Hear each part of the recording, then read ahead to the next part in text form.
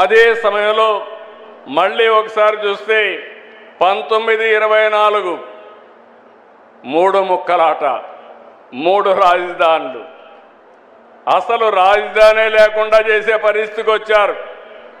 అంటే దీన్ని చూసిన తర్వాత మనందరం గుర్తుపెట్టుకోవాల్సింది 1924 ఈరోజు ఇక్కడ చూస్తున్నాం. నేను ఎప్పుడు ఆలోచిస్తాను, ప్రజా రాజధాని ఈ అమరావతి, దేవతల రాజధాని అమరావతి. దేవతలు ఉండేది అమరావతిలో. ఇక్కడ ఈ కలియుగంలో మనమందరం ఉండబోయేది అమరావతి అని మరొకసారి మీకు గుర్తు చేస్తున్నాను. అలాంటి రాజధానిని ఎన్ని ఆటలాడారంటే చాలా బాధేస్తుంది. శ్మశానం అన్నారు, ఎడారన్నారు, ఇది లాభం లేదన్నారు.